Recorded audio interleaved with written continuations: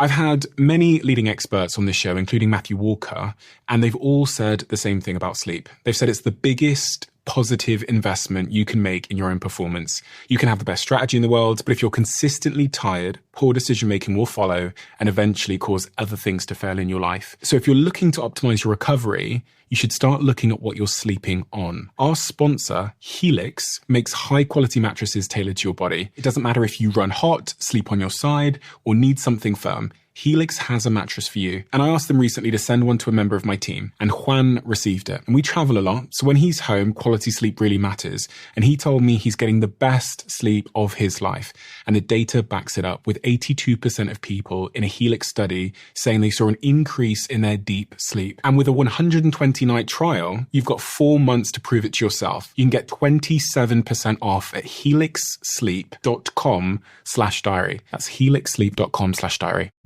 Your heart drops. Is this it? Is this the moment the company dies? Tom Blomfield, entrepreneur, investor, and founder of Monzo. I've never actually talked about this before. After 6 months, I just thought, I can't work with this person. It's really damaging to me and my mental health. And so I resigned. And the response to that resignation, she called an all-hands meeting and fired the entire company. If I knew then what I knew now, I would never have done it, really. If I knew what the amount of pain and heartache that would be involved, I would never have started. But I didn't know that. I cry quite a lot. I'm not ashamed of that. For about 3 or 4 seconds, I'd forgotten what my life was. I was calm. And then 3 or 4 seconds later, all the memories came back and it was just like this crushing weight. That really was the moment I just sort of knew this is no life. There were no other emotions in my life really apart from just anxiety. I mean, it was serious by the end. We would detect criminals and shut their accounts down. Customs would turn up sometimes with weapons, and they threatened to turn up with, a bottle of acid and throw it in someone's face. That was tough.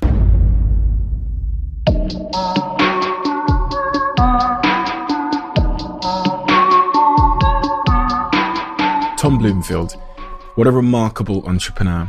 One of the UK's recent real success stories, and he and his team managed to disrupt the archaic incumbent banking system at a time when nobody thought it could be disrupted.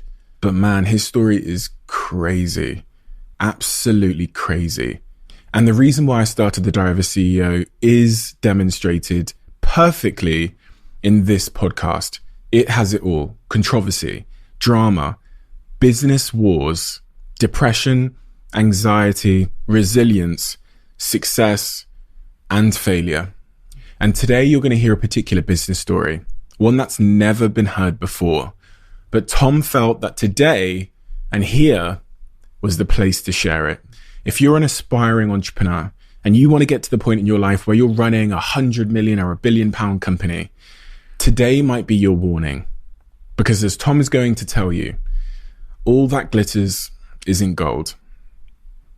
And the true cost of entrepreneurship, the cost that nobody seems to talk about, is sometimes greater than the reward on offer.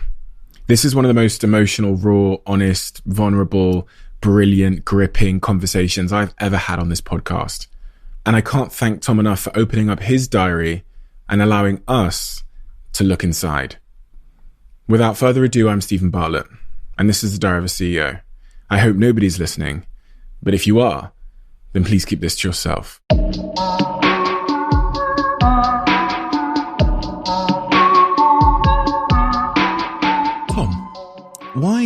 Why entrepreneurship? I made a very bad employee. I think I've never been promoted and I've been fired, I would guess 2 or 3 times, depending on how you count. Why were you fired so often? My first ever job was a consulting firm in London. I actually wasn't fired from this one. I was, but I wasn't promoted. And they said I was highly disruptive, and not in a good way. Not in a sort of, tech founder disrupts industry, more in sort of, annoying junior analyst, can't follow instructions. So I think I'm much better founder than I am an employee.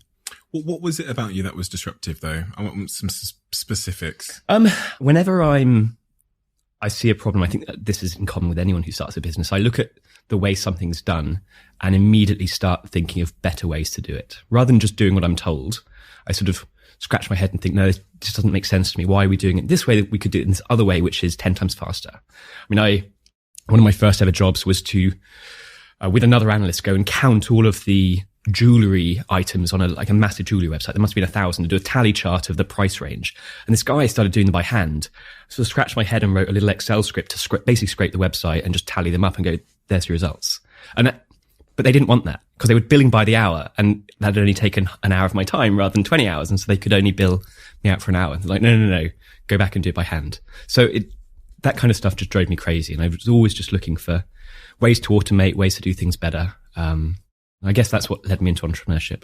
Have you heard about this idea of first principle thinking? Absolutely, yeah. Yes. My co-founder Jonas at Monzo is I think he would say first principle thinking at least once a day. Because that sounds to me like first principle thinking. You're looking at convention's way of doing things and thinking, well, no, there's a much easier way. Yeah, absolutely. You sort of start from physics and build up from there, really. How's that boded for you in your personal life though? So because personal life is full of convention, marriage, school, follow this path. Do you know what I mean? Yeah. And I'm not married, but certainly when I was younger, I followed that conventional path. I went to a grammar school. I did my exams. I got a place at Oxford. I even did a master's at Oxford. So I was following that conventional path towards becoming a lawyer, I guess. But somewhere along the way, I started realizing it probably wasn't for me. But definitely in the early years, that was my path. You built this hyper fast growing business, which was, funny that you used the word disruptor, which was known as one of the UK's great disruptors and still is known as one of the UK great disruptors. Can you tell me why, because when I speak to Shaq, do you know Shaq, Shaquille Khan, yep, about Daniel Ek? Yep. And when I think about your story, you both made the decision to take on just what many entrepreneurs would consider to be an immovable object. You took on the banking system. Yep. Daniel Ek took on this massive music industry that seemed to be immune to change. I was talking to Shaq about this last week. Oh, really? He texted me last night about Harry's new fund. So I think that's why he's fresh of mind.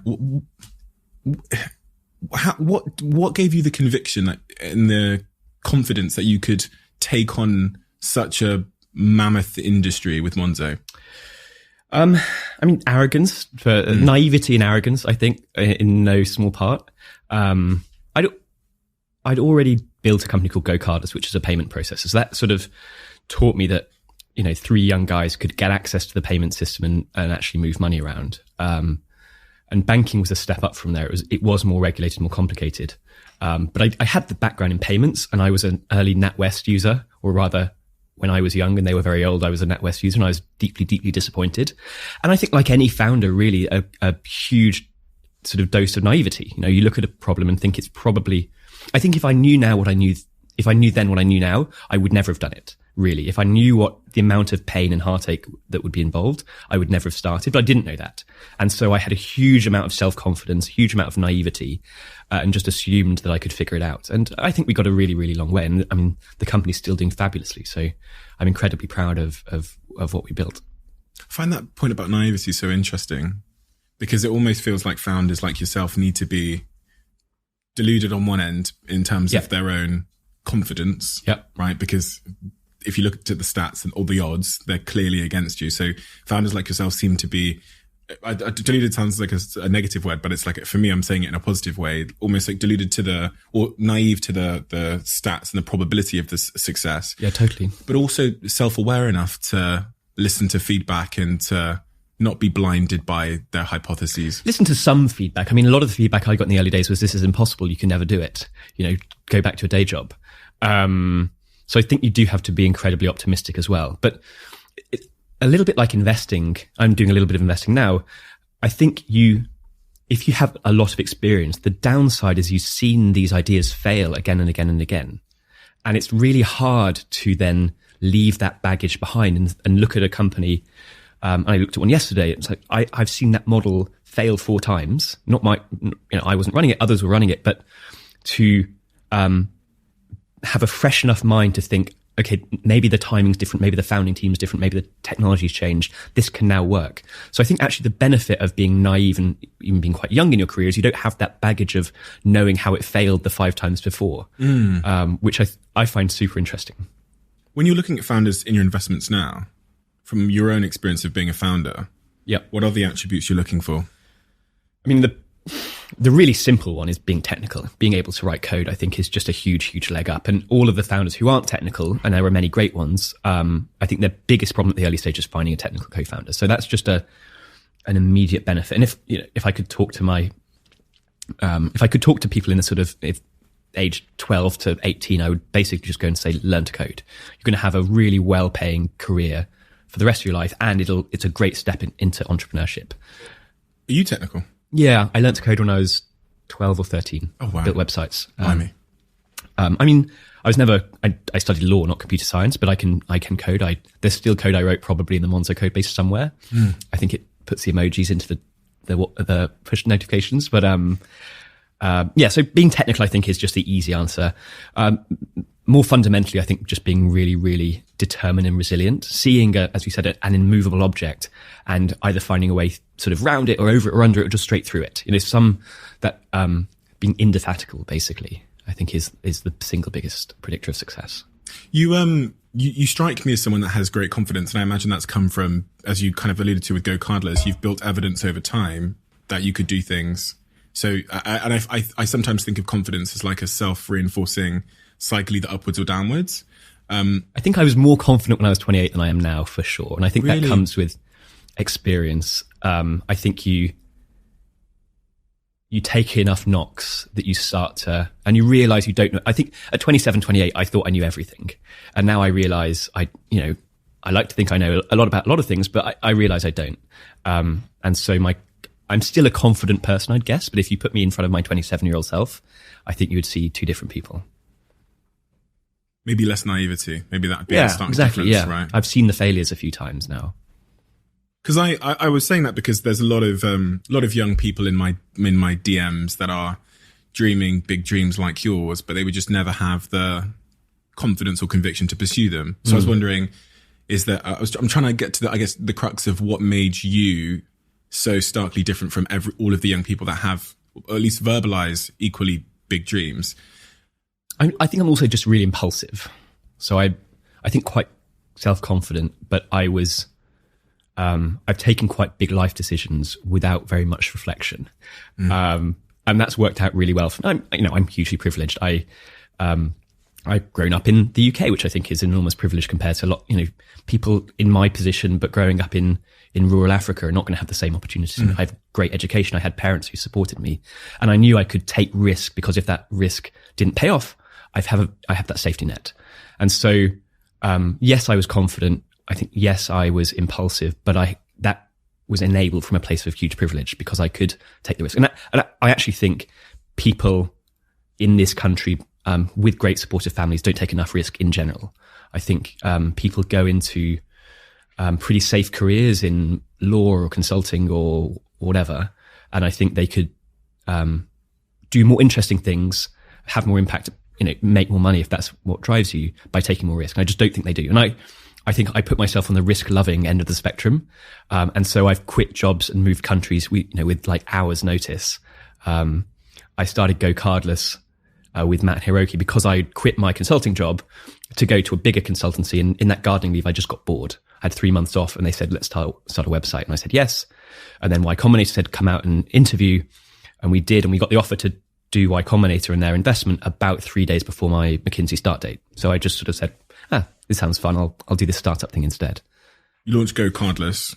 You take that to, I think, a 9-figure valuation. It's $970 million at their last round, I believe. That's what was reported. So not quite $1 billion. Okay, 10-figure valuation. We'll round up, it's fine. I mean, that is an achievement that most people in their lifetimes would never go near, in and of itself. You then depart Go Cardless. I left early. We were 35 people. It was the valuation was in the region of 30 or 40 million at the time. Hiroki, my co-founder at the time, took on the CEO role and has done just a phenomenal job. I'm just 10.5 years old now. That was not an overnight success story. That was 10.5 years of really, really hard work, and huge credit to him and Matt also, who stuck around a lot longer than me. I was there for the first 3 years. I think I put something of myself into it, but I was there for the beginning, not the middle, and certainly not the end. Why did you leave? I wasn't really I think it's a great company, but I wasn't really passionate about B2B direct debit software. Right. It helps, lots of different suppliers collect money from their customers in a sort of back office way. It didn't have a big consumer brand. It wasn't direct to consumer really. And B2B sales I found really difficult and frustrating and not something I was good at. And the tech kind of was built, and that had been my role.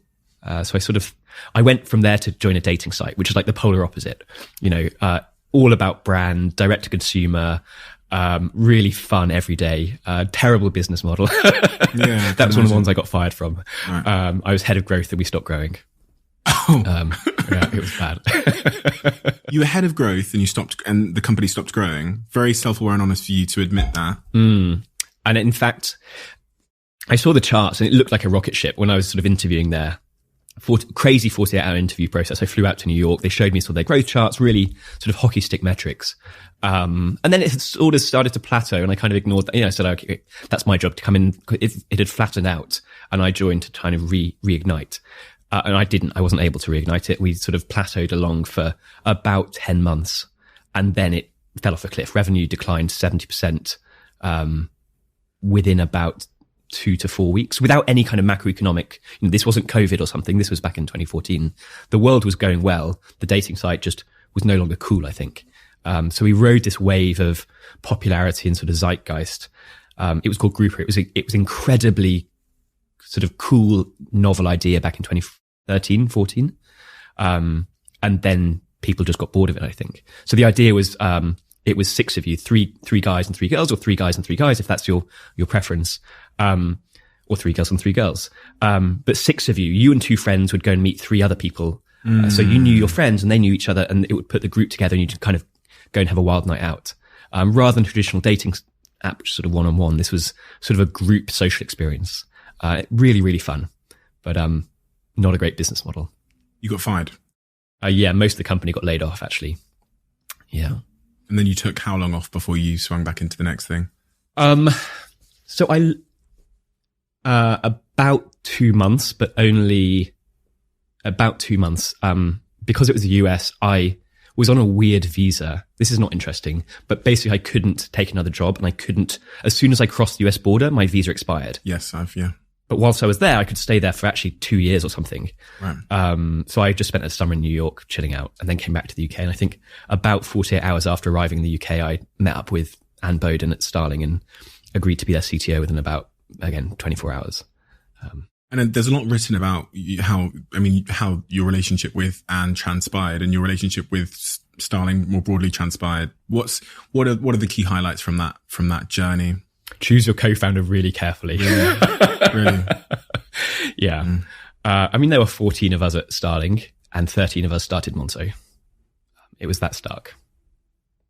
Wait, say that again. 14 people at Starling and 13 of you started Monzo. 13 of those 14 started 13 Monzo. of those 14 started Monzo. Okay. Including the chairman of the board, the entire management team, the office manager, everyone. So one would say, well, Tom must have ripped them all away from Starling. No. Yes, you did. I just didn't want to work with Anne. Really? I've never actually talked about this before. And there has been a book. I haven't read the book. The brief version is after 6 months, I got fired twice in 6 months. I was never paid. I invested my own money, which I lost. There was never any paperwork, which is my fault. And after 6 months, I just thought, I can't work with this person. It's really damaging to me and my mental health. And so I resigned. And the response to that resignation, she called an all hands meeting and fired the entire company. Because you resigned? Yep. So I didn't pull anyone away. She fired the entire company. That's not true.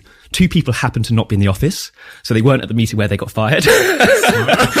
So they had to work 2 weeks' notice because they weren't technically fired. But everyone else was fired. So we all went to this gin bar to it was called Ask for Janice on Smithfield Market. It's a great bar. You should go there. We all went there to basically commiserate. Just think, this is crazy. What's just happened? And literally, I think we were there for 2 days, basically, in this gin bar playing. We all played speed chess. It was this very nerdy kind of 4-player speed. We were playing lots and lots of speed chess, just trying to figure out what we're going to do. And eventually, we think we can do this ourselves. So it wasn't a case of me leading a coup, me pulling the company away. I quit. I was just like, good luck to you. I'm going to go and sit on a beach for a while. And in response, she fired the entire company, which is just, I think, a reflection of the way she operates. I can't quite wrap my head around the idea of one person resigning and then firing everybody as a show of, I don't even know. No, it's not something I would do. Where did that leave Starling though? If they had lost pretty much everybody other than the two people that didn't manage to make it into work that day, and they also resigned the day after, to come and work with us. She hired another management team, another team. Oh, really? Okay. And it turned out that we weren't the first team. There'd been a previous team as well. Oh, wow. That she'd fired. Wow. And then so that's crazy. So you started, essentially Monzo was founded in that gin bar. Yep. Ask for Janice. It's still there. We go back for some of our reunions. Really? Yeah. And how did you feel? So you're fired, from Starling. You all convene in this gin bar. You spend a couple of days there. You end up deciding that you're going to go again together. Yep. And I guess you feel pretty fired up and charged up to not only disrupt the industry, but also to compete with Starling, no? Almost unavoidable, that feeling of, fuck them. Kind of, but I didn't really know that she, Anne was going to rehire a bunch of people. But it was over, right? And there was a big feeling of like, we put quite a lot of work into this actually. And like, we've had to leave everything behind. So we had to, rewrite the code base, redo all our regulatory submissions really from scratch, which was kind of like I wish we didn't have to do this, but we did. But in a way, it actually let us, we'd made the mistakes once the first time. So actually that sort of rebuilding process was nice because it was on fresh ground. But yeah, it felt like initially we tried to negotiate with Anne and say, why did you step down? How can we don't want to throw away this, for some people, they've been there 12 months. Why are we throwing away 12 months of work? And that was a sort of very convoluted week or two, where we almost had a deal a couple of times and it just, similar thing happened, huge blow up and we just walked away. But no, I think at Monzo, we never really thought about the competition, actually. It wasn't we weren't looking over our shoulder at Revolut or at Starling. It was, if anything, we were looking at the big banks thinking, how can we take market share off them? Co-founders. When you started Monzo, you started with, was Paul Rippin your only co-founder? No, there were, and it was sort of weird actually, because of 13 of us. Like, how do you pick which ones are, they were all literally there on day one. So in a sense, that was the founding team and they all got stock, like not options, but actually full, stock. But for arbitrary reasons, which I can't really remember, there were 5 of us. So myself, Paul, became deputy CEO and was the chief risk officer. He became deputy CEO because the Bank of England looked at me and I was 29 or 30 or something. And they said, have you ever worked in a bank? No. It's like, and you're applying to be CEO of our newest bank. I said, yes. And they sort of scratched their head for a bit and said, how about this sort of very experienced guy next to you, this co-founder of yours? How about, they didn't say that. They said, we'd like you to find a deputy CEO who's actually run a bank before, please. Okay. And I said, Paul has run several banks. So he became deputy CEO. Gary was CFO. Mm-hmm. He'd been at ABN AMRO, and Mizuho Bank, I think. There's a guy called Jason, who is sort of more customer and marketing. And then Jonas, who is the only one left now, was a CTO, really, really talented developer. So he stepped into the CTO role. How important is that? You talked earlier about the importance of business partners and that being one of your big regrets, but how critically important is, because, definitely one of the biggest mistakes I made in my career was when I was very young, just hired anybody because I thought, I remember being in Selfridges one day, there was a guy selling Prada bags. I'd be like, you can be a director. You know what I mean? Because you don't know what you don't know. And I didn't do that. I did. I was like 18. So, yeah. But in hindsight, I know it's the most, well, for me, that core team is the most important thing. Yeah. It's probably the single biggest determining factor of success or failure in my view. Yeah. So how important was it for you to assemble that skilled co-founding team? I mean, it was luck at Monzo because that was the group that was at Starling, and it was sort of like, how do we keep this team together? And it really was it felt like everyone's going to disappear into the wind. There was it really was a debate. Are we going to really try and do this again? Or, you know, is this it? We just go back to whatever we were doing before. And so to keep everyone together, I think it wasn't and so I think we were really fortunate. We had such a great, different set of skills. But it wasn't hugely, sort of planned. No, I have another example of this. I started a company when I was at university through Young Enterprise. And on day one, there were like 14 co-founders of this business, which is just a ridiculous way to start a company. And within about 2 months, we had meetings, nothing ever got done. So within 3 months or so, 3 of us basically said, look, you 11, you can have it, write it on your CV. That's what you want. But, you know, you're not really here to run a business. The 3 of us actually are going to like work all summer. One of them, quit his job he just left to work at Deutsche Bank. And the 3 of us are actually going to try and run a startup here. And so figuring out that core team, I think is really, really important to get right. And having a group of 14 is not the way to do it, really. When you started Monzo from that, I say from the gym bar, it wasn't really from the gym bar, but you see what I mean? That was the kind of, I guess, the inception moment. What was the driving force for you to go on that journey? Was it money? Was it the chance of, you know, moving an industry? What was it? Oh gosh. Insecurity. I think for me, much of the reason I started my business was probably based on deep childhood insecurities about wanting to be rich and yeah, like all of that, I think, tied up into a bunch of weird sort of deep-rooted psychological problems. Wanting to prove myself, wanting to win, wanting to be seen to be successful, I think. Money played a part in it, not the driving part, but certainly there was a factor there. A deep hatred for NatWest Bank. Why? They were just incredibly frustrating to use. Just everyone who came to work at Monzo had one of these horror stories about their banks. You know, Matt, one of our early developers, went 10p overdrawn with a different bank and paid the 10p in, and then closed the account. It's like, I'm done with this. But he'd incurred the charge. He didn't know they applied the charge at the end of the month. So it's like a £5 overdraft fee at that month, which then the month after and month after and month after sort of rolled. And 2 years later, they came after him for several £1,000s because he'd been 10p overdrawn for a day.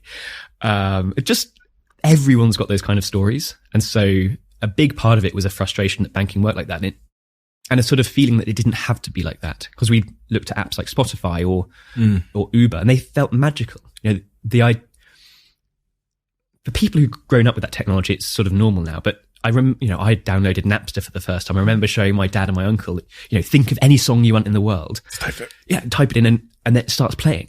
And that is magical. But now it's so commonplace. And banking for years has just been, you want to change your address. I've downloaded a form, filled in the form, signed it, and had to post it off. This is for an online bank.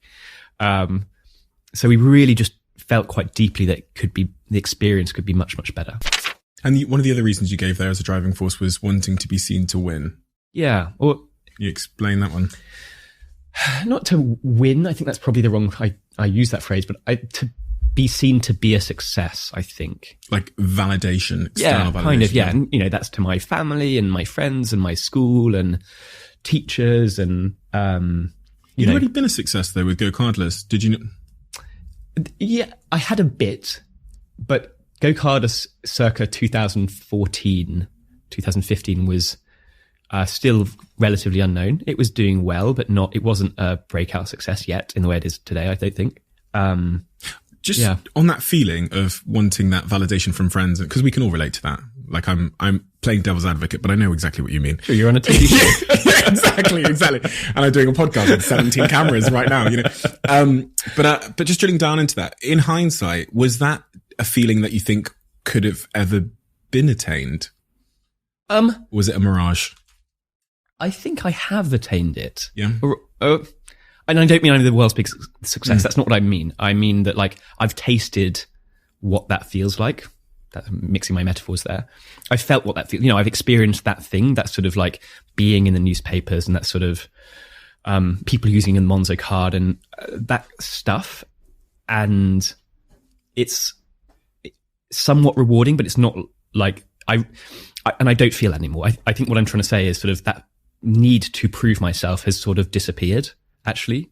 And so either I've realized it was a stupid goal to start with, or like I got far enough along that I sort of like ticked that off the list and sort of thought, you know, that's sort of, it was fun, but it's not my overriding purpose now. And I'm not, and your next question is, what is your purpose? I'm not sure I have one. It's sort of more like living day to day and enjoying life. And I was never good at that. I've really, really driven from a very, very young age. So I worked incredibly hard for my exams and my, you know, through Oxford and starting companies, and very rarely paused to enjoy the journey or the, you know, the cliche, the small things in life, the, you know, the choose your cliche, right? Like how your coffee tastes in the morning, or the sort of the tweeting of the birds in the trees. And that stuff now I'm spending more time kind of being more, I guess, mindful and kind of living in the moment. Do you have to like reprogram yourself to get there though? Because I feel like society, well, for me anyway, is, kind of conditions you to chase, climb, promote, move up, strive, and you're kind of deferring your happiness towards some future achievement or accomplishment. Yeah. So how did you get to the point where you just enjoy it, you know, life for what it is in the moment? Was it a reprogramming that I guess. Like, you know, like you, I left my company. I didn't, and that was really, really hard. And that was you know, deep anxiety, bordering on depression. And, like I wouldn't use the words rock bottom, but like it was not a happy time. And so then recovering from that, and I took a year off and, you know, traveled around Europe, went kite surfing and learned a language and all this kind of, you know, cliches. And that experience now leads me, whenever I still get these like urges, like, it's sort of, my local MP passed away a few months ago and there was a by-election. I was like, why did I stand for that seat? And I could be an MP and then maybe I could, you know, maybe I could be the Prime Minister. And then I'm like, but then what? Crap. Your life would be awful. Yeah, exactly. And, you know, I think like, I could start a company and then it, you know, what if it goes well? And then I end up running a big company again and that would be awful. So, yeah, just like a couple of sort of those brain cycles. And I'm like, no, what am I thinking? I quite quickly come back to like, I'm really enjoying my life at the moment. I'm lucky enough that I'm financially sort of independent now. I have a great group of friends. Like, why do I want to go and make myself miserable again? Where does that voice come from? So many people have that voice, because it's funny because you're saying, right, I'm at a stage of peace now. I wasn't before, but you still have that yearning or that voice that comes in. Go on, Tom, do it. It's that sort of, I guess, disruptive kind of, I see something that's not working and it's incredibly frustrating. And I go, I could make that work better. I'm reluctant. I've talked about this before. I'm working I'm volunteering in the vaccination program, and it sounds like a sort of, I'm proud of doing it. And it's like a great feeling kind of being part of a team that's, hopefully helping kind of the country get out of this lockdown rubbish. But even there are so many things that just drive me absolutely nuts. And I think that's probably the NHS sort of more broadly. I think the smart use of technology could really, really improve the way we deliver care to everyone, really, medical care. And so I keep thinking, I just want to like, just give me, you know, system. Why can't I just come in and fix it and it's incredibly, you know, I've struggled with a company of 2,000 people. The NHS employs, I think, 1.5 million people or something. So, probably not for me, but there's always that, like, your question, you know, what is that drive? It's the looking at something that's like clearly broken, at least to my naive eyes. And that feeling that I feel like along with a small group of smart people, I could make it better. What were the good times at Monzo? The times you look back most fondly? Small team. So sub 100. Being able to, go from a kind of an idea or a customer insight or something like a conversation with a customer about a problem to figuring out a kind of product feature to very quickly prototyping and building that and launching it and then seeing people use it. And then tell all their friends about it. That very quick iterative product development cycle, I love. And a lot of the brand and marketing stuff, when I was at Go Carlos, I didn't believe in brand, which is a ridiculous thing to say. And you as a marketing background, that's almost offensive, I guess. But I was like, no, this doesn't exist really. People, and then when I worked at the dating site, that really opened my eyes to the kind of power of human psychology and brand and mission and values. And we really took a lot of that into Monzo, and that it was just astonishing. So we started out, even before we had a product, talking a lot about our mission, and some of our values like transparency and kind of community orientation. And that worked so incredibly well. So yeah, it was working with a small team to build the brand, build the product, get it into users' hands really quickly, and then see them enjoy it. I've talked about this a lot before, that feeling of standing in line at a coffee shop and seeing the person at the counter paying with the Hot Coral Monzo card, and then having the bartender or the server say, I've got one of those as well. And then listening to that conversation as sort of an anonymous bystander. That's just incredibly rewarding, feeling that you've had a hand in creating something that people are enjoying so much. Let's dig into the point about brand then, marketing, because Monzo really was a UK standout brand. I think everybody knew it, even if they didn't use it, because of its disruptive values, because of it felt unconventional in everything it did. I mean, even the card was completely unconventional. Intentionally, yeah. Tell me what the secret was to Monzo's branding success.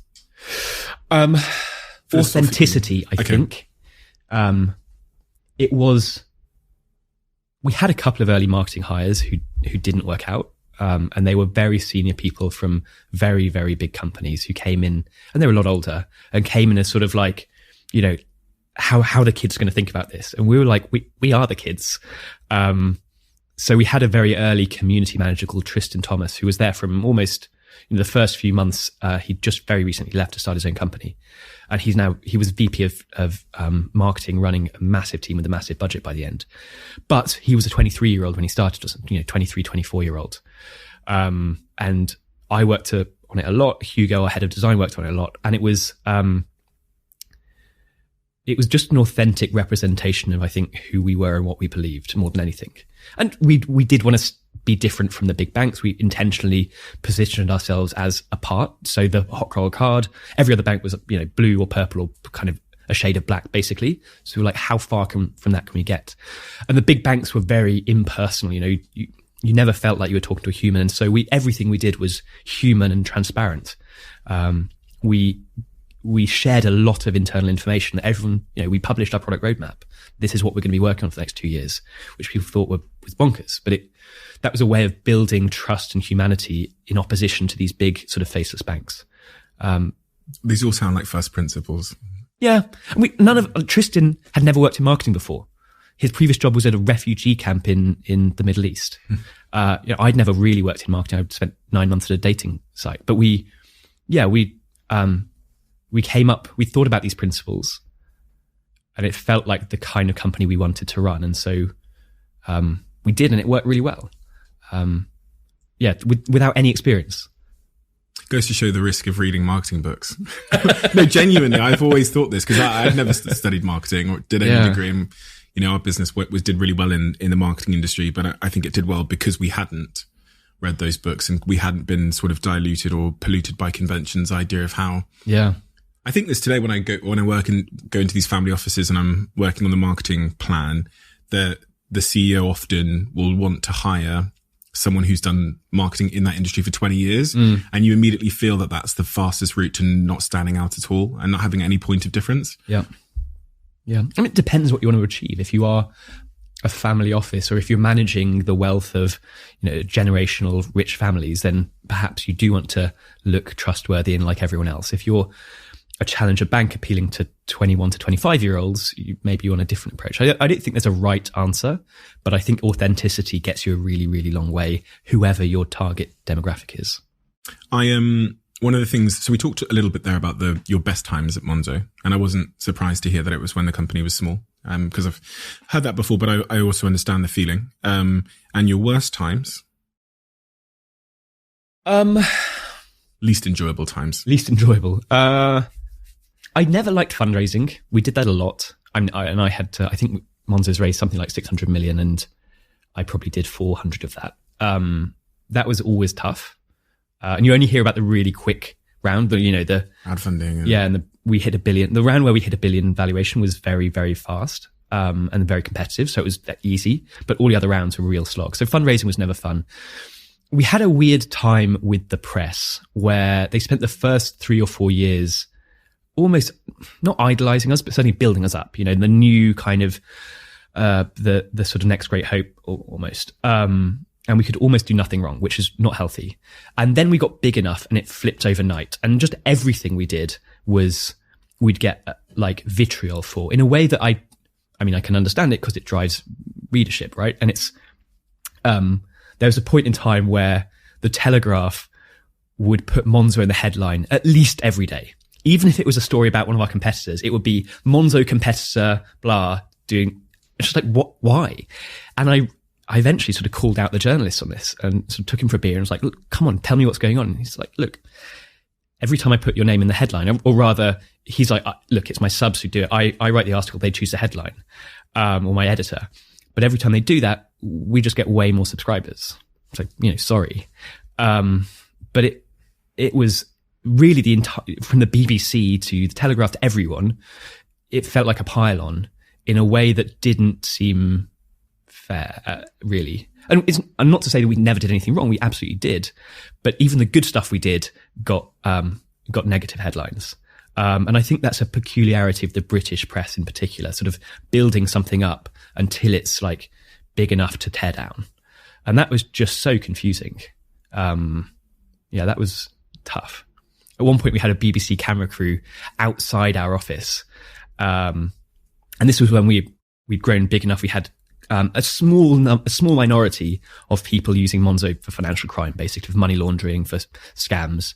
And we'd have to freeze their account, and we weren't allowed to tell them why we'd frozen their account. We'd sort of send the money back to wherever it had come from, which is a very frustrating experience, really. And it's quite strict in the law that you have to shut the account. You can't tell the person. So it's a really bad customer experience.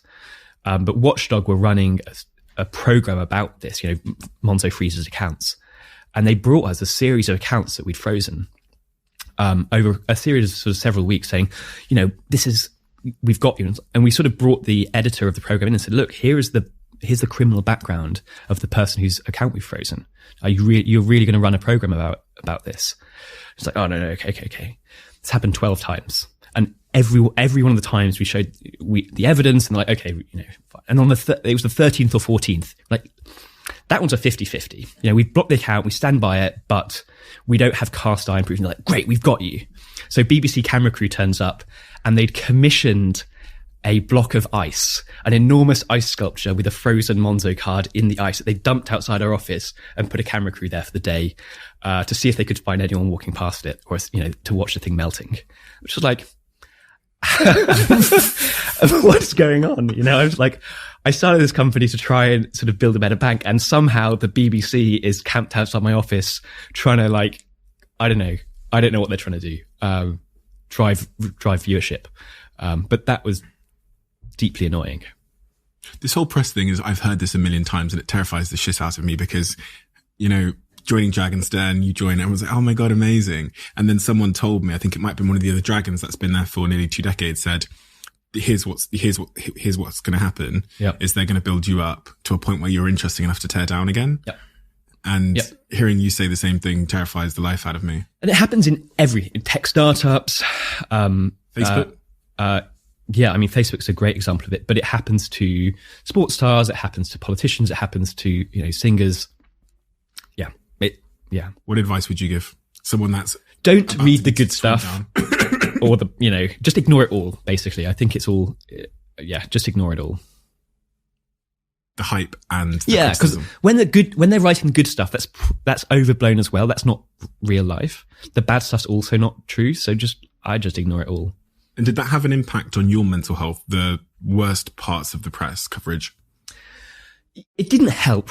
And I stopped reading it. I genuinely stopped reading it. And I'd have friends sort of come and say it, on a Saturday or Sunday. They'd read the weekend papers and it's like, are you all right? It's like, I'm fine. I hate that, don't you? What have I done? I hate that. That's the worst, because then you've got to justify to people you care about and make them not care. And I'm like, I'm fine. What? And they're like, okay, just don't read the Times this weekend. It's like, never read the Times.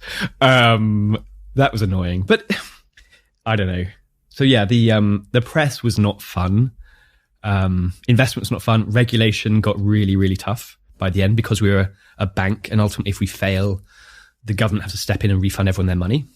So the rules there were very, very strict. And because we got so big so early and weren't profitable, that got quite tough. And I'm going through a list of the bad things now. I will stop on the final one, which was just organizational politics. When you get to, we were almost 2,000 people. And when you're 100 or 200 people, you can know everyone, and you develop a really close culture, a really sense of team spirit. You know everyone. You can know everyone's names. You get to 2,000 people and you don't, and you get subcultures. So teams develop their own sort of internal narrative as to why they exist and what they're for. And some teams are like, we're saving the company from this other team over there. And it's, it becomes, really not collaborative actually. And you get, especially with some sort of quite senior people, start building their little fiefdoms. And you get this just weird politics and rivalries going on that I'd never worked in a big company before. It was totally new to me. Especially when this is unfair, not everyone, but sometimes when you hire people from big banks, they've grown up with that culture, toxic culture, frankly, and they bring it to a place like Monzo, and everyone's sort of like, it's weird, what's going on here? But it definitely changed, and that was, having to deal with that was tricky. You talked about not being profitable. I've heard you talk about, that being one of the, probably in hindsight, one of the things you should have thought about more in the early days, which was like the commercial model or the business model of the bank. Yep. Is that fair? Accurate? Yeah, absolutely. Yeah. And we'd thought about it for sure. I think what we didn't do was make the hard decisions to turn the corner earlier. Like we thought about it, and it's not like we, blindly ran into unprofitability. We took a series of actions. We knew they were loss making, but we did that in order to acquire users without paying. So basically we swapped marketing spend. We had no marketing spend, but instead we ran like operational losses. So we'd give away features to customers that would cost us money to get more customers, because it meant our marketing budget was zero. And we grew to 5 or 6 million people we probably spent less than 10 million on marketing total. That's an average cost per customer of £1.50. Great. Yeah. Right. So, but that hides operational losses. That's our real marketing budget was giving away things like ATM withdrawals for free, for example. And we just didn't take the hard decisions to turn some of those things off when we got to a certain size, and it cost us way too much. Free cards. Yeah. Was that expensive? With that, it's like the long tail. It's, it's the very small number of people who are ordering 20 or 30 cards a year. Most people, they order 0 to 1. That's fine. But some people just lose their card every weekend and they get shrug out. No problem. I'll just order another one and it'll be here tomorrow morning. And that's just annoying and costly. The other thing though, so we should have paid more attention to reducing costs and taking hard decision to drive revenues earlier. We consciously didn't, but part of it was avoiding those hard decisions. The other half of it though is weird. I've thought about it a lot. It's basically how you get almost self-reinforcement from your investors. So you run a business a certain way, you get to a certain scale, and you present it to a set of investors, and the ones who are more or less the ones who agree with what you've done and think it's the right approach will invest. And the ones who think you're bonkers will not invest and they'll go to someone else. The problem is that becomes self-reinforcing because they like what you did before. So they're like, yeah, just do more of that. And it can become a bit of an echo chamber where you just get the group of investors around the table who are all big supporters, who all really believe in the model. And there's not really anyone being like, you're running, you should really think about this other stuff. And a really smart thing I've heard, which I didn't do, and I hope I will have the humility to do in future, is to sort of pick out the smartest investors you can, or smartest advisors or other founders, and ask them why you think your business will fail, and then really try to think deeply about that. Rather than, I think the natural tendency is just like, whatever, they don't know what they're talking about. The people who think I'm brilliant, I'll listen to them. But that can become, I don't think you grow as much from that. So really finding the doubters even not so much the haters, but the doubters certainly, and interrogating them about your business and really trying to think through how you can solve those problems. I think that would have helped us a lot. Hindsight's a wonderful thing. Yeah. Now you have some of those answers in hindsight. And what are those answers in hindsight that you wish you'd known sooner? So one of them is obviously, getting to a profitable business model sooner, making those hard decisions. For sure. Profitable business model, cutting costs, driving revenue by taking hard decisions to sort of limit some of the free features and charge to some of the things we gave for free. I think we should have done that way, way earlier. That's the biggest. Any cultural decisions? I know there was a merging of the startup guys and the banking people, which I guess that's necessary, right? Yeah. Struggled to get the banking license without that. And you can see that at Revolut. You look at all their recent senior hires for the last year or two, and it's big wigs from the big banks because they're trying to get a banking license. So I think that's sort of inevitable. And you pay a cost for that. You pay the price.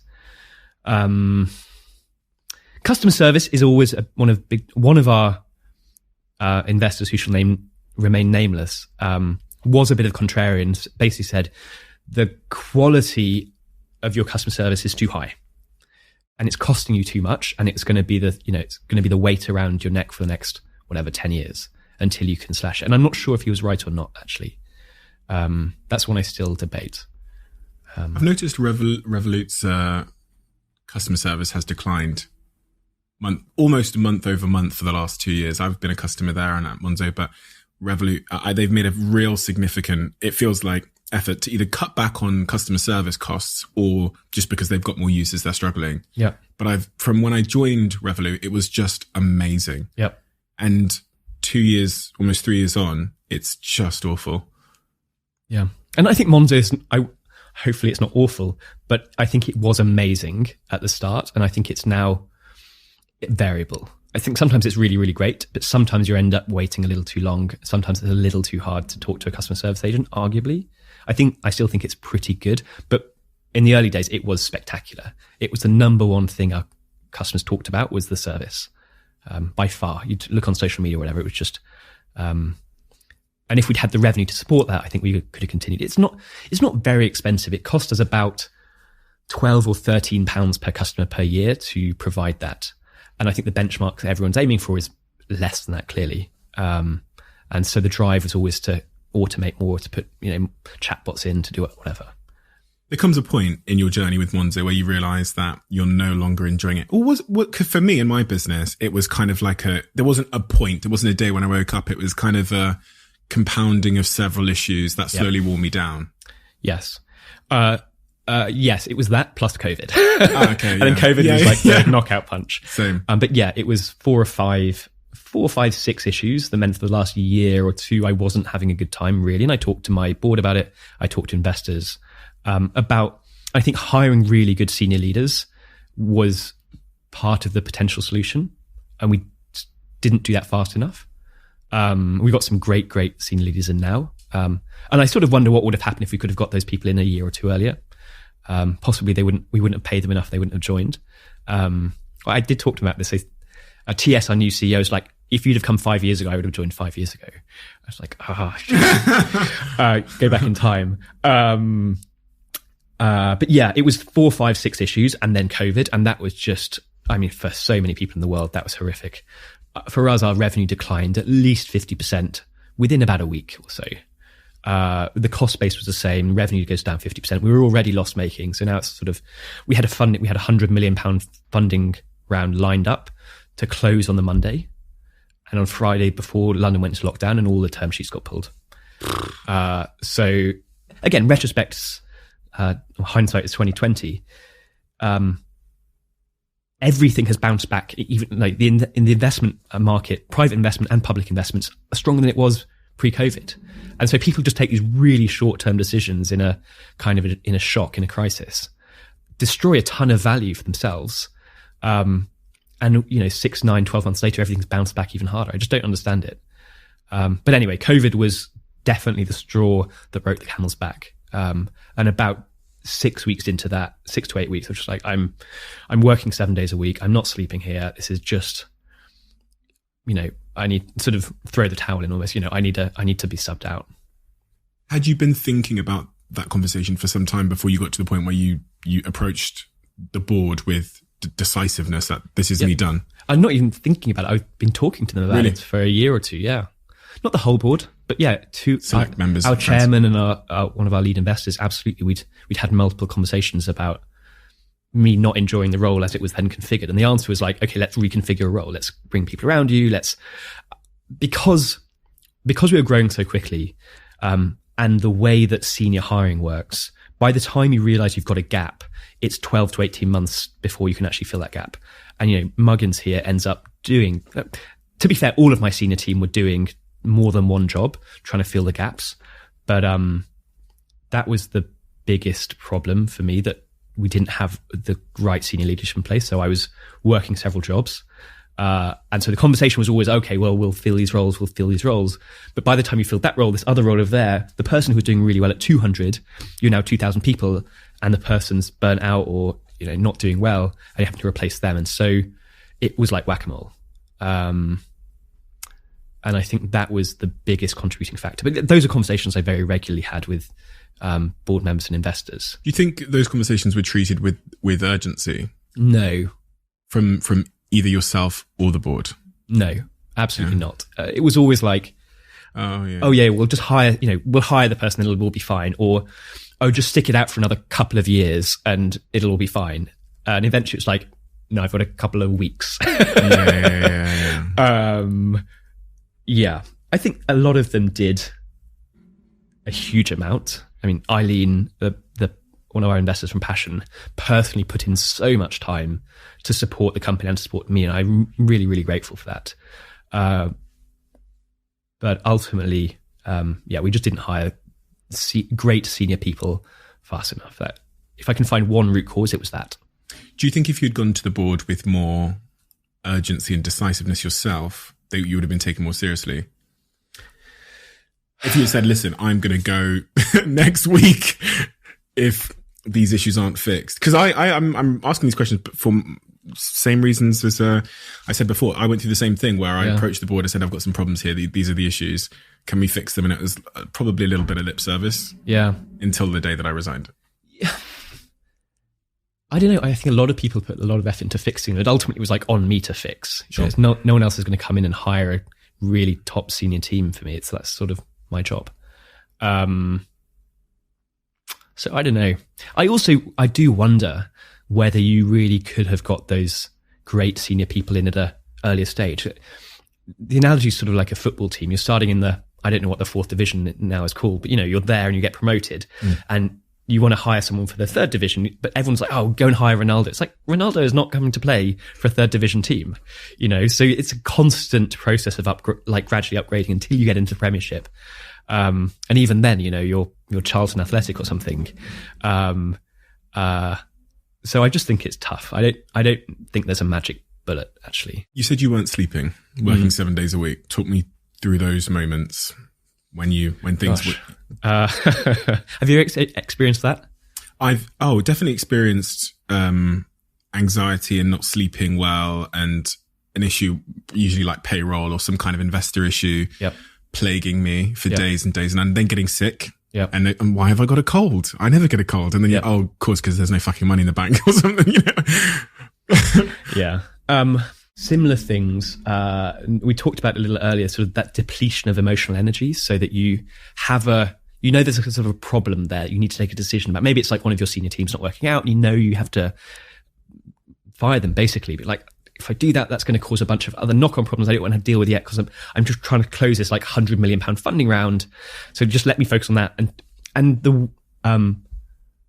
the realization was sort of when the round closes, when the money's in the bank and that weight lifts, you then look at all these other problems and they're very, very easy. Actually, like you re-energize quite quickly and able to take those decisions. But while there's just too many things sort of resting on your shoulders, it piles up and piles up and piles up. And so for me, it was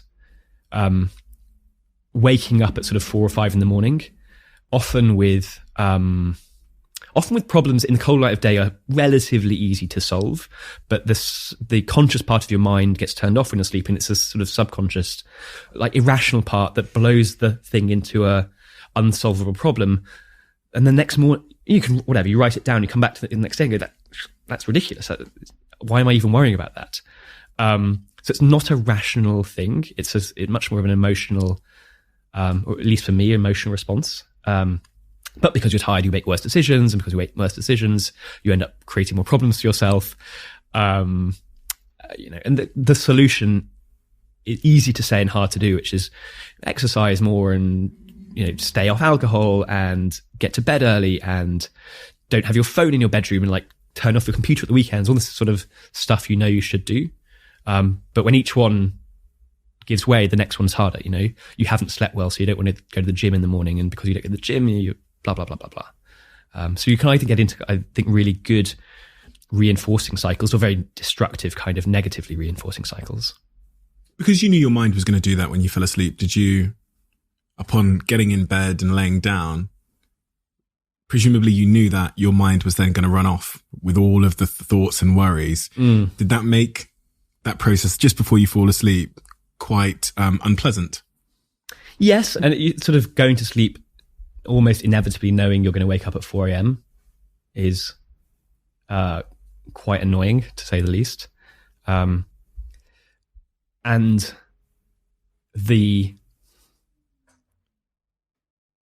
it's a very depressing thing to say, but sometimes when I did sleep a sort of full night, I'd wake up at 7, 8, 9 a.m., whatever. And for about 3 or 4 seconds, I'd forgotten what my life was. Like I'd forgotten what I was doing, what my job was, all the pressures. And I was calm, and I was sort of, not stressed, not anxious. And then 3 or 4 seconds later, all the memories came back, and it was just like this crushing weight. That feeling was just terrible. And that really was the moment I just sort of knew this is no life. I want the life 3 seconds ago where I can wake up and not be worried and not be stressed and not feel like just anxious the whole time. Like there were no other emotions in my life really apart from just anxiety. That was a 10 out of 10, and every other emotion felt like the volume had been switched down to 1 out of 10 because like anxiety was just 10 out of 10. And that was no fun. How long did that last? A year and a half, 2 years maybe. Fucking hell. Yep. God, I can imagine 2 years. Not fun. And I split up with my girlfriend as a result of it. It's like, mate, my life's shit. What can I do about it? Let's like one by one try and change things. And rather than changing the job first, I changed the girlfriend first. And that was really tough. I left Monzo, and within about a week or so, I was sleeping perfectly through the night. I mean, really, it just all went away. Yeah. And now I am, I hesitate to use the word happy, but yeah, I'm happy, like content, calm, relaxed. Like I find things to do with my day that I find, that I enjoy. And suddenly like those like emotions that were 1 out of 10, when they're not being crushed by a 10 out of 10 anxiety, like sort of start to bloom back, which is cool, which I like. This is life. Yeah. Yeah. This is how normal people feel. The girlfriend topic I find compelling because I've also struggled in that department forever. Yeah. How was it trying to hold down a relationship whilst also this business just being this crushing force in your life? Terrible. And I really, we're good friends still, but she was a lovely, kind, considerate person. And I was just not a nice person to be around a lot of the time. Just like really short-tempered, like inconsiderate and like intolerant, basically intolerant. There's something that was like tiny thing that a normal person would just be like, oh, it's just a cute quirk. I feel like that's so irritating, and so we just ended up not enjoying spending time together, sadly. And I think she was doing a lot to try to, make our lives together wonderful. And I was just a monster primarily because my work was so shit, which I regret a lot. It's interesting. So when, what I noticed about myself is when I had a girlfriend at the height of my, CEO bullshit, I would make her feel incredibly lonely, even if I was sat next to her, because I was selfish and self-absorbed, and I wasn't interested in anything but my own problems. And I also didn't particularly want to talk to her about them, because that was just, it felt like it would grow the problem if I then went home and just brain dumped on her. Do you think it's possible for a CEO that's in a high intensity situation to have a successful early stage relationship? I mean, I never managed, but I believe it is possible. I've seen other people do it. And then I think part of it is maturity and detachment, but not in a bad way. And I mean detachment from your job, being able to compartmentalize. So Paul, one of my co-founders, a little bit older, and I think he had a really great ability to sort of come to work and be fully present in work, and then to go home and just totally switch it off. So as soon as his head hit the pillow, he was asleep. He and his wife run a lovely alpaca farm in the north of England, and he was just really good at having sort of compartmentalizing his life. I think similarly with TS, the new CEO at Monzo, he's an older guy. I think he's in his 50s, and has run big banks before, and finds it challenging and exciting and a little stressful, but I think is able to go back to his family and sort of switch that part of his brain off. And I could never do that. It was all consuming, sort of emotionally, that I would never, even on holiday, I could never switch off the nagging feeling about the work. So towards the end, there was a little bit more detachment, and talking to Jonas, my co-founder as well, I think he took everything so personally in the early days, and sort of 6-7 years in, there's a bit of detachment. And I think that's actually really healthy, to realize that your entire person is not intrinsically linked to this company. And you can leave and the company will continue, and maybe the company fails and you'll still survive. And that's sort of, by the way, I think Monzo is doing incredibly well and it's not going to fail. But just that emotional realization that you're not like the same being as your company would have been helpful earlier on. I heard you had a red phone in your bedroom or something. Is that true? Yes. Why was it red? It was more like a sort of childish pink color, actually. Right. Okay. The red phone is probably a dramatization. I think I did describe it as a red phone. It was an old Nokia. And why? So the reason why is, first of all, because to help sleep, I didn't keep my own mobile in my bedroom. So I turned it off and I had it charging out in the hallway. Nice. Which I think I encourage everyone to do. I think it's great, because the first thing I used to do when I wake up, and sometimes I do it still, is like you grab the phone and and that's just not healthy. So not having the phone in your eye last thing at night, not having the first thing in the morning, just charge it in another room. That is a great step. Unfortunately, when there are really significant problems at 3 or 4 in the morning, and it doesn't happen often, but it happened occasionally, you need to be able to wake the senior management team up and the CEO up to make the hard calls. And so that phone was like the bat phone. If something went wrong, that would be the only one in my room. No one had the number. It was linked to our automatic alerting system. So at Monzo, if something went wrong, you sort of click a button, it would escalate. And if it got escalated far enough, the CEO gets woken up. But only that system had the phone number of this phone. And so if it rang, it was because the bank was down. And that happened a handful of times. Not every week, but every 2 or 3 months sometimes. What an awful phone call. Yeah. Oh, yeah. And it wasn't a person, it was a bot, it's a robot saying, like, wake up. There's an incident, you are required to blah, blah, blah, blah. It's like, ugh. Yeah, it's horrible. Because you can see by your hand gesture then how it felt. Yeah, your heart drops, and it's going to be the rest of your week, if not your month, is going to be ruined. And you don't know if this is like the one that's going to kill the company. We had a few like that. That's like, and I think a lot of founders have like those moments like, oh shit, is this it? Is this the moment the company dies? And there's often not a lot you can do actually as your engineers running around trying to fix a problem, and you getting stuck in is not going to help things. So you're sort of almost like a helpless sideline observer. You have to make the phone call to the board and to the investors, and sometimes to the regulators at 4 a.m. But yeah, you're in a pretty helpless situation. Yes, there was a red phone. It was more like a pink Nokia. Okay, but it sounds better if you. It sounds more. It sounds way more dramatic. If it's in the movie, it'll definitely be a red phone. Yeah, it'll be in like a box with like maybe a code on it. I find that what you just said are really, really interesting. So because I've been through those key moments where you're not sure if your company's going to survive. Yep. And it feels like the answer or the determinant factor is actually outside of your control. Yep. So it's someone else's decision whether your company survives. Yep. Did you have many moments like that where it felt like it was someone else's decision if your company was going to survive? An investor or... Yeah, and not loads, but a handful. So early investment rounds, it was binary. If we don't raise the money, we're folding. The later rounds were more like the money's going to come in at some valuation. Or some early outages. We had a really very bad... We were still a prepaid card at the time, and one of our suppliers, which connected us to the MasterCard network, went down.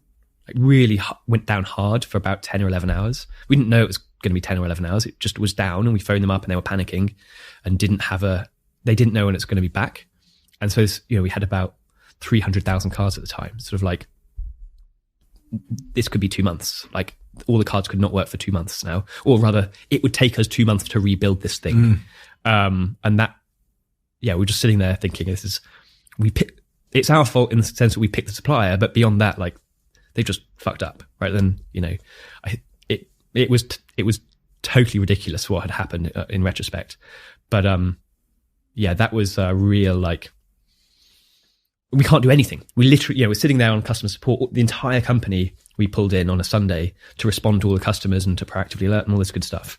But that was a sort of, we don't know if this is even going to come back online. Outside of the business and the chaos of the business, what was your life at that point? Fairly normal. We had a pretty good culture around sort of work-life balance at Monzo. Mostly I was working 5 days a week, unless we were fundraising, I guess. And I traveled probably a week every month, mostly for fundraising. But I had a really close group of friends, mostly from, growing up, mostly from my secondary school, actually. I lived with my girlfriend. We lived in a big house with friends. We cooked a lot. I took up pottery. I exercised a fair amount. It was very, very normal. Really nothing extraordinary. But I wasn't working 100 hours a week for sure. I was doing 45, 50, 55 hours. Really not the time pressure was not the problem. It was the mental load, the inability to switch off outside those hours. And then boom, pandemic comes around. Term sheets get pulled. Yep. You're sat there, you've already, by the sounds of it, you're already on the verge of, you already weren't happy with how things were going. And then that's the straw that broke the camel's back. For sure. When you realized that you were going to depart and you knew there was a date, you knew people were going to know, you knew it was going to come out in the press, what were the range of emotions? And was sadness one of them? Yeah, definitely. 80% was just like, I can breathe again. So it was overwhelmingly positive for me. And I'm not afraid to say that. And so I don't want to build it up and, it's a sort of negative thing really. But there were 20% things like sadness that I was leaving a team that I really, really liked overwhelmingly. Guilt that I'd recruited many of these people and some of them had joined to come and work with me. And that I was leaving them to kind of fix the mess. Guilt, I think, was more than sadness. Were there tears shed? I cry quite a lot. I cried as well when I went through a range of emotions. My first one was I was angry a little bit because, as I said, I'd been given a lot of what felt like lip service. Yeah. So I was annoyed at first, but then when I realized that I was actually going to send the email, it was like gratitude, and some kind of like sad or happy tears. Yeah. So I did an all hands. I announced it on a video call with like 1,500 people or something, and I definitely welled up at 1 or 2 points there. In a genuine way. But what I have learnt over the last few years is that vulnerability is the best way to inspire, is confidence, trust, sort of become a leader, to show if it's genuine. You can't sort of, just the fake tears, but genuinely like showing your emotion and showing your vulnerability and showing your screw ups is such a powerful way to inspire followership. And so I I wasn't afraid of that or embarrassed by it. I was sort of welling up on a call with 1,500 people, but it wasn't the first time I like practically cried in front of the company. And that was, I'm not ashamed of that. So, and then the weightlifting. Yeah. Great. What a feeling. Oh my gosh. When no one can fucking email you and, It was great. Actually, it was great, but then we were in the midst of a lockdown and my house was having building work done. So I had to get out of my house with 4 housemates. We went to a farmhouse in Devon, which was idyllic, but everyone else was working. I had no job. It was in the middle of nowhere.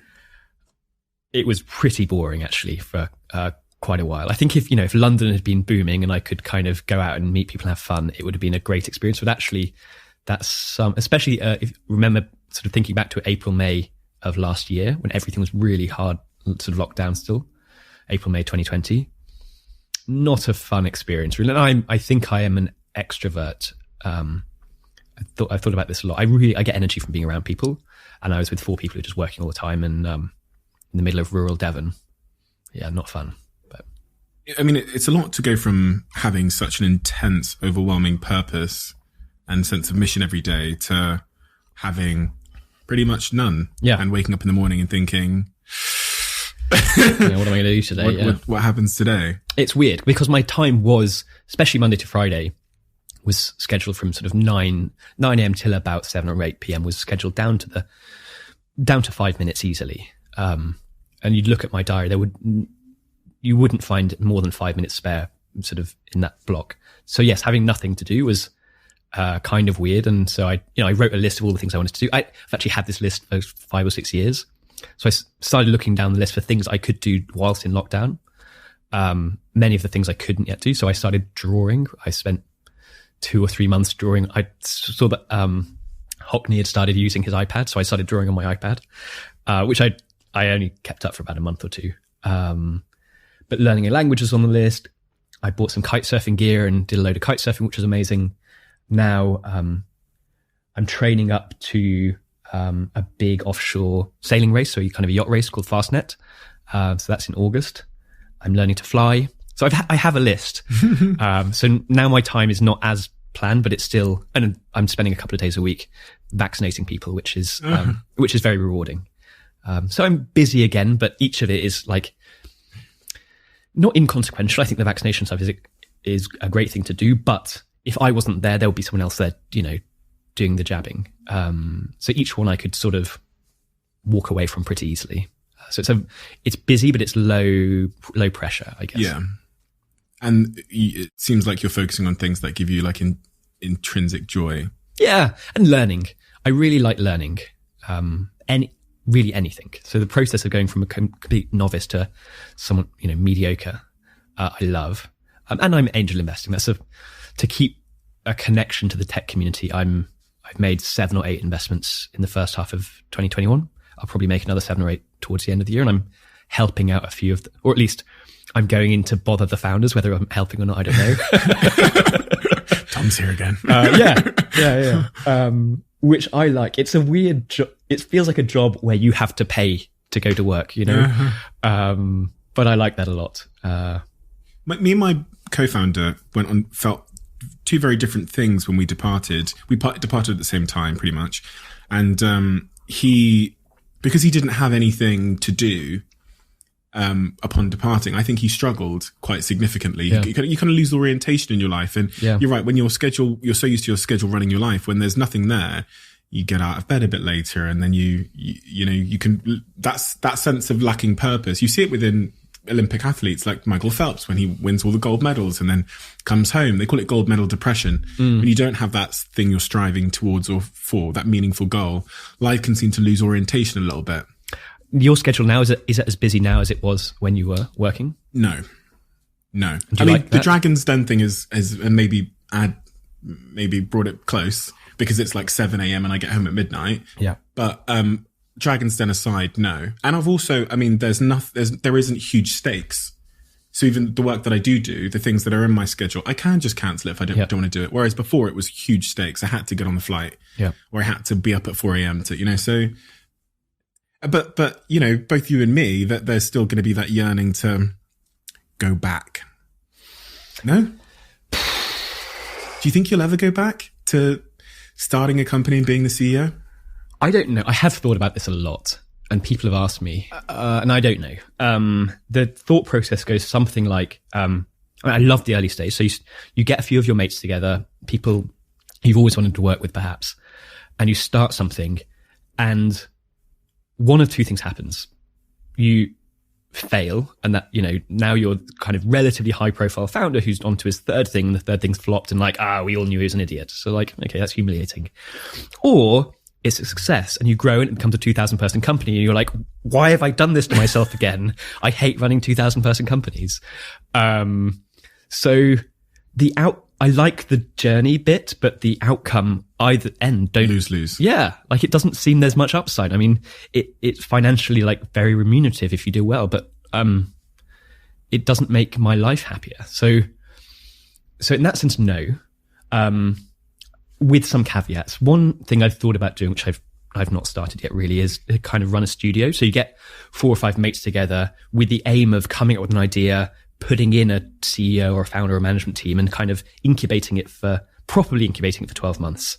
You know, actually like building the first version and doing the marketing. But once it's at 12 or 18 months, putting a full management team in and sort of letting it go. You know, so you retain a minority equity stake, but really it's the CEO and the management team that's owning and running it. So you're able to do that first year, but then you're like hands off, and then doing that every year for 5 or 6 years. So you end up with a portfolio of, I don't know, 6 to 10 companies. So I thought about that a bit. Seems like a lot of hard work. So I haven't done it yet, but I might do that. I think you'd probably end up getting sucked into the same problems.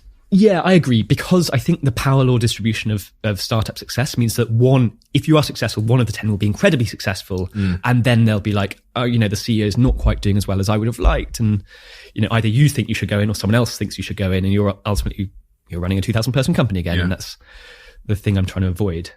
Because I know a guy that does that. How's that going? Yes, but he hasn't avoided the bullshit. So he's a billionaire, he's a multi-billionaire. And he says, I'm not good. When press ask him, he goes, I'm just not good at the operational bit. I know what he means is, because I've spoken to him privately, he doesn't want to do the operational bit, doesn't want to care about people's birthdays. That's what he says. I don't want to have to think about people's birthdays, right? So what he does is he'll have a passion in his life, say psychedelics. Yep. And he'll go and assemble a team, a CEO, co-founding team. He'll go and hire the people, and then he'll handle the fundraising piece. Yep. And he'll go, off you go, company. Yep. But I still know that when shit hits the fan and they've got funding issues, because he is the big name in the piece, he'll be front and center of trying to solve those problems. He lives a much better life than I think the CEO would. Yep. And I think that's fine. Like I'm not looking for a zero stress life. But I think, a lot of the people bullshit I don't like. The fundraising isn't fun, but I think I have done it enough now that I could do it again in a relatively stress-free way. But at 2,000 people, it's not even remembering people's birthdays, right? Right in the calendar. Like that's not, I had a great assistant who would help me with a lot of that stuff. Like it doesn't come naturally to me. It's more like, there's someone misbehaving. Like at 2,000 people, someone's done something stupid at the Christmas party, and like it should be the chief people officer dealing with it, but maybe she was misbehaving. This never happened at Monzo, but for some reason it ends up on your desk. You're like, why am I dealing with these miscreants fucking around? Like this is not like on top of everything I'm doing, I'm having to sort out this HR issue. You have to, because and I was just thinking of one incident at a Christmas party, because you said Christmas party. I'm not going to. Me and my co-founder stopped. Like we would go until 8 p.m. and then leave. Just be like, this is not. Because it'd be too much alcohol and. Yeah, and when you're 50 or 100 people, you know each other so well that like people. I don't know. Maybe we're just lucky, but people sort of respect boundaries and behave themselves. You're at 2,000, just law of averages. Like there's, 1 in 1,000 people is going to do something stupid. So you have 2 of them now at 2,000 people doing something stupid every party. It's like they're going to get fired for. I know one incident, well, many incidents, but I mean, the crazy twists and turns of being the CEO and finding these things out. And we had someone who had been on doing, I think, Silk Road on the dark web 7 years ago, got arrested. They'd worked for me for 3.5 years. I thought they were a great guy. Yeah. They got sent to jail for 7 years. Oh my gosh. Nicest guy in the company. And he'd done it when he was a student. All kinds of things, Christmas parties, someone's pushed someone into the toilet and kissed them. And these are the things that, in fact, you do have to make the call on. Yep. Even though it seems like such a pathetic thing, but that is sexual assault. Totally. And you can't allow an incident like that to be mishandled, right? Because that is like, that poses an existential risk against your company. Yep. If that were to break in the press. So yeah, and it's the right thing to do, but it should be the chief people officer handling that, right? Like that's sort of that was my problem. Like there were periods of time when we didn't have a chief people officer, so it just landed on my desk. And I'm fine dealing with a section of those, but when you're dealing with like 4 or 5 people's jobs worth of that shit, then it gets overwhelming. So yeah, I think it always comes back. You have a incredibly sort of successful, talented senior team, and the stress becomes less because you don't, as CEO, don't deal with that. Your chief people officer says, by the way, this happened and I've dealt with it. And you go, great. Oh, thank God. Yeah. I love those people in business. They deal with it and then they come to you with it sometimes, but they tell you they've already dealt with it. Yep. No action required, Tom. It's already been solved. But just so you're aware, Yep. I love those people. And that's how a senior team should work, really. And at its best, it works like that. It is magical. Death threats. Nice little transition there. Oh, yes. I'd never got death threats as the CEO of Social Chain, but I hear that you got a few. Not loads, but yes, and several of our staff as well. And we got people turning up to the office. We had security, full-time security at our office, and still do now, because customers would turn up sometimes with weapons. They threatened to turn up with a bottle of acid and throw acid in someone's face. And come, there were sort of groups on social media who sort of try to find our addresses and sort of hand them around. Because, with 6 million customers, again, your sort of probabilities, if 1 in a million is a bad egg, you've got 6 bad eggs. Because we were a bank, we dealt with people's money, and because we had obligations to detect and prevent financial crime, we would detect criminals and shut their accounts down. And the really pro criminals would just treat it as a cost of doing business, right? It's like, fine, we've got thousands of these things. It was like the amateur criminal who really thought he had a payday. It's like he scammed some old lady out of her retirement. He's got 20 grand. You were like, no, shutting that down. Sorry, sending it back. And they go crazy. Like, this was my big payoff. I'm going to come and fuck you up. And clearly there were times when we blocked accounts incorrectly. If you're blocking tens of thousands of accounts, you absolutely are going to get it wrong occasionally. And sometimes it takes too long to get money back. And we work really hard to get that time period really, really as quick as possible. But still the law gets in the way. You have to report it to the National Crime Agency. You have to wait for them to get back to you. And it can take 4 weeks. And they just don't get back to you. So it's like, okay, we'll give them the 4 weeks and then we'll refund you. So there are rare cases where you're sitting on a legitimate customer's money for 4 weeks and they're going ballistic because they can't feed their kids or whatever. But a lot of the time it's a scammer who's like, they would phone up and they would have a record of a baby playing in the background. So, I can't feed my baby. And Really? Yeah. So yes, it was never the professional criminals because they just treat it as a cost of doing business. And by the way, there are a ton of those, and we caught way more than our fair share. We were using a lot of basic machine learning to track sort of weird patterns and shutting their accounts down. We work very, very closely with law enforcement to shut a bunch of these things down. Some of them were like wild. There was a big ring a couple of years, no, probably 3 or 4 years ago now, where if you go to a fuel pump, you can you basically you sort of pay at the pump. Yeah. But what it would do is pre-authorize a penny on your card. You'd pump your fuel, and then it would calculate how much fuel you'd actually spent, and then take the payment. So people get a Monzo card, put 1p on it, swipe it, and then go with a modified Ford Transit. So it's not like a 80 quid of petrol. The whole thing was a fuel tanker. So they'd put 10 grand of petrol into their Ford Transit and then just drive off. And the payment on the card would bounce, and they'd go and use that to they'd sell it to whoever wants petrol, like hauliers, farmers, whatever. But they're basically scamming all of these petrol stations. So we spotted that pretty quickly and shut that down, which I'm really, really proud of. There were several people trafficking rings where they would bring in women from often Eastern Europe and then traffic them for sex, basically. And you'd spot patterns of behavior, like patterns of spend, which suggests basically someone is being driven around in an Uber or a taxi to be pimped out. We'd spot that and work with law enforcement to actually go and rescue people, which is amazing. Like that's an amazing, amazing feeling. But those were mostly the pros who were like, meh, you got us this time. We've got these other rings. So like, whatever. But it was mostly the amateur ones who'd get really, really angry. They'd scammed 3 or 4 grand out of someone. And sounds like a lot to think about, Tom. Yeah, there's all of this hidden stuff. You think of Monzo and it's like the hot coral card and some great branding. I thought it was just a nice coloured card. Oh my God. I mean, it was serious by the end. Like running a bank is serious. We were processing, I don't know, £100 billion a year or something of payments. It's a lot of money. It's people's salaries. 6 million customers, you see their whole life. You see the great stuff and you see the terrible stuff. Were you ever scared or threatened personally? Did you ever feel threatened personally in terms of your personal security? Was there ever where you thought, actually, I do feel a bit unsafe here? I had security.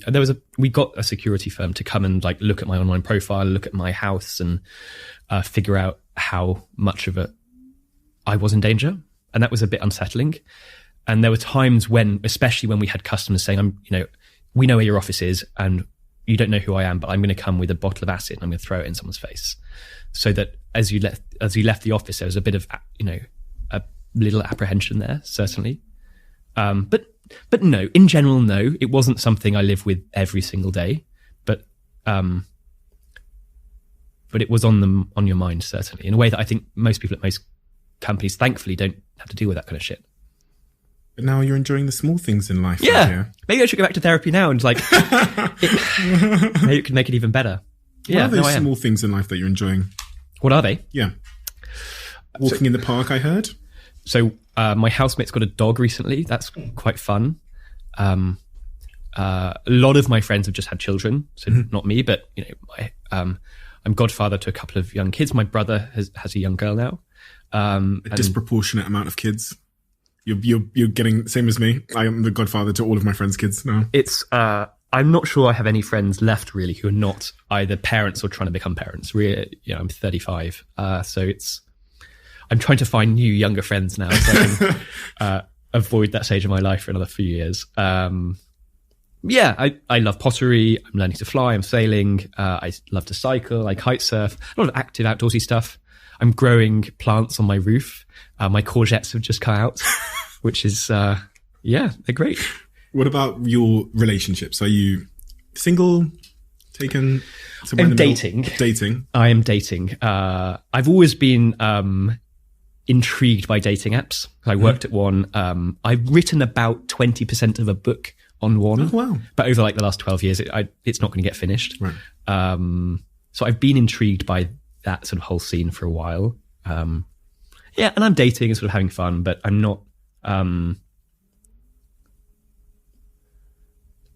not good at settling down, I think. Or I don't know, maybe I've just not met the right person to settle down. I don't know. I really enjoy meeting new people, but after 6 months or a year or something, I'm sort of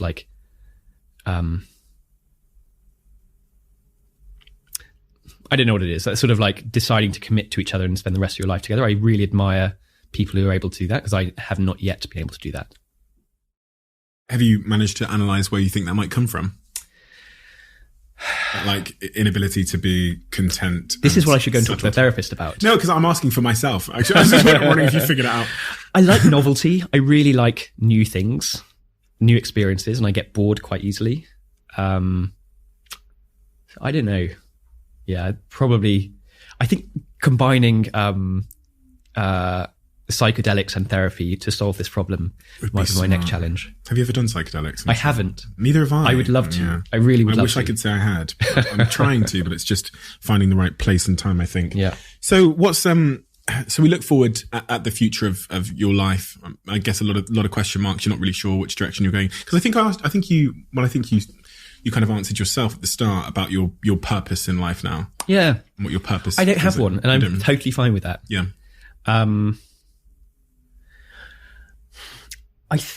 think looking forward to sort of when I'm 60, 65, I think I would like a family around. But I'm not sure I'm willing to make the sacrifices to put in the hard work to actually make that happen. You know what I mean? What are those sacrifices? Like giving up the fun single life, like the bringing up a baby isn't, I've seen it secondhand. You know, I'm not doing it day in, day out, but it's hard, really. And I have huge respect for that. I'm just not sure I'm willing to sacrifice my freedom and my total lack of like obligation for that future pay. And lots of people find raising babies rewarding, I've heard. Oh my God. I do not. But that sort of future payoff of having, you know, that kind of close family, I can't imagine being 65 and not having that. But then I'm not sure I'm going to like make the sacrifices today to have that. That's sort of something I'm puzzling around in my head. But apart from that, just sort of enjoying life and helping out other startups is a nice way to feel like I'm giving a little bit back without taking over my life at the moment. So for me, that's enough. What do you think about, I was meaning to ask you, I'm glad I remembered. What do you think about Bitcoin and cryptocurrencies generally? Terrifying. I don't understand it. I invested a little bit. It went up a lot. I thought I was the smartest person in the world. It came down again. I sold before I lost any money, really. It was too stressful. There's there are two questions there, which like, what do you think of cryptocurrency long term, and is it useful, versus like, what is your experience of riding the roller coaster over the last year? Long term, I don't know. I can see how it's interesting, but I think it's at the moment massively overhyped, and I haven't really seen any cool applications in reality yet that solve a real human problem. That may change in future. And then the former bit, like the crazy speculation, I was, checking the price of Ethereum every 15 minutes or something. It was that's just not healthy. So I got out, and I'm again sleeping much better now that I've liquidated my crypto positions. What about you? Are you a believer? I am. So I did the whole 2017, 2018 hype cycle, got burnt pretty bad there. And then I'm a believer in blockchain as a technology. Yeah. I don't actually invest in Bitcoin at all. I invest in Ethereum because I'm slightly involved in building a company in Silicon Valley which is based on Ethereum. But I'm also I'm fortunate that I'm not checking the price every day. Yeah. I'm a very significant Ethereum holder, one of the top 5,000 in the world. Whoa. But I don't check the price because I got burnt the first time, and I've just got this idea in my head that I'm holding for 10 years anyway. Yep. So irrespective of what happens, I'd only be checking the prices as if to inform a decision. And I'm not going to make a decision. If it goes down 75%, there's no decision. If it goes up, which it did.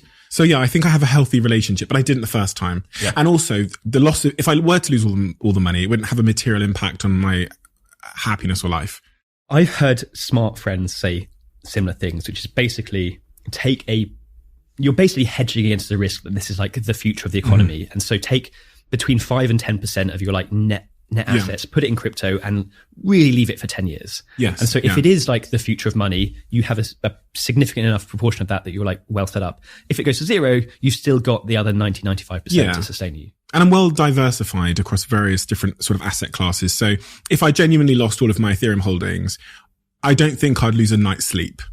Do you know what I mean? Yeah, so and that makes it easy not to. But when I was at Social Chain, when I hadn't had an exit or I hadn't taken any money off the table at all, and the price went down, it was like, I was going up and down with the price. So again, it comes back to that video game mindset, and I think the detachment point. When I started this podcast, Tom, I did it for very much. When I read your story, I thought, fuck, this is exactly why I started this podcast, because it's literally called The Diary of a CEO. And what I was trying to achieve there was to give people a more honest view about what it takes to be a CEO. And And because I didn't necessarily, I think that it's been kind of, rock star, like a jet ski, whatever, millionaires, loads of money, private jet. Whereas there's a real, as you've explained, cost, which people don't appreciate, of being a CEO. And so when I read your story, I think in the papers, and you were so honest and open about the real nature of being a CEO, the side of being a CEO that I can also very much relate to. That's why I just needed you to come here and to have this conversation with me. Thank you. What is the upside of being a CEO? I mean, I think it is amazing. And I don't want to sit here and kind of complain about my life. I think for smart, ambitious, talented people, it can be incredibly remunerative. I mean, I'm financially independent now, as are you, right? And I think you can create a lot of value, but also like capture some of that value personally, like, and make money. Like, that's true. You can choose the people you work with, which I think is really, really, really important. So you can select the people around you and to choose who you spend your time with. And you get to create something, if you're successful, that random people in the street use. And that feeling of having created something out of nothing. This thing would not exist if it weren't for you and the team around you. And I think that feeling is amazing. And so I don't regret it at all. I'm lucky now that I'm 35 and I don't have to work really unless I want to. And all of my other friends are successful in their own careers, but they're going to be working till they're 60 or 65. And so, yeah, it's hard and it's stressful, but I wouldn't change it for sure. I would do some things differently, or I'd try to. I'm not sure it would change the outcome. But I think today, for smart, ambitious people, I think becoming a founder is probably one of the best choices they could make if they are of that mindset. It's not for everyone, for sure, but I think if you're ambitious and confident and want to create something, it's unparalleled. And the sort of the foundation of all of this, the most important thing, I guess, is to make sure that you're happy. Yeah. And I never thought about that. I mean, that wasn't part of my upbringing. That was always secondary. Yeah. It was always like achieving or accomplishing a goal or winning. And the thing that I think I personally, I don't know about anyone else, any other founders, but I never paid enough attention to whether I was happy.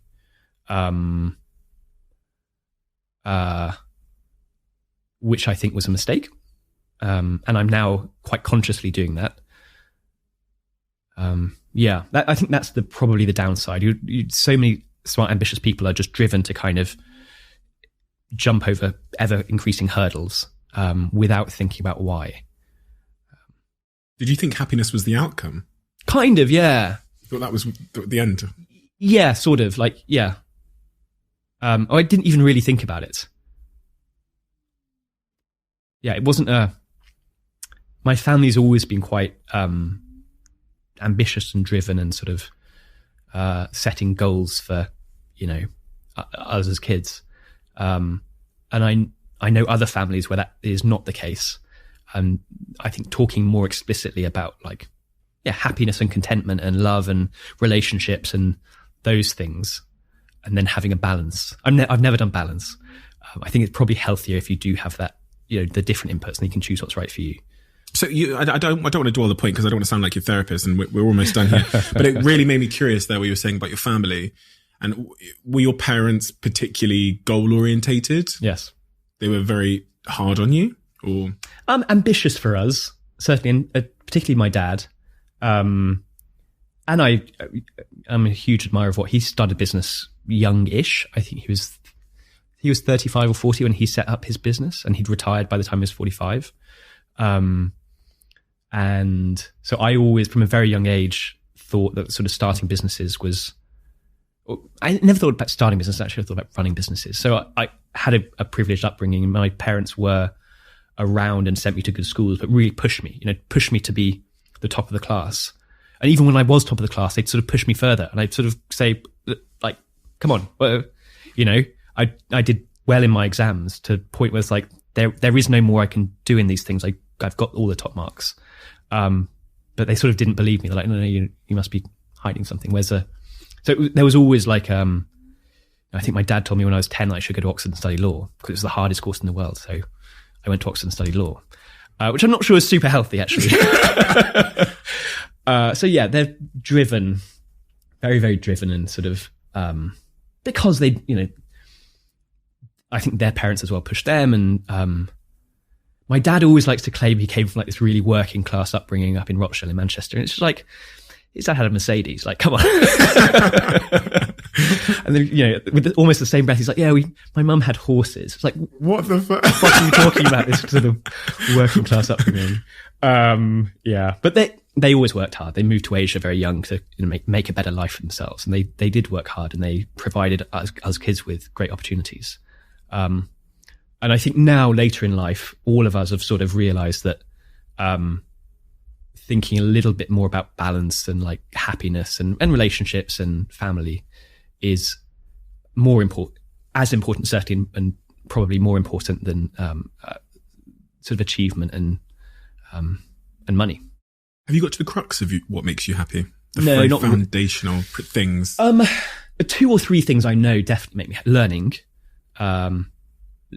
new skills, whatever. I really, really, really love that, and sort of like my ex was really into, not really, that's unfair.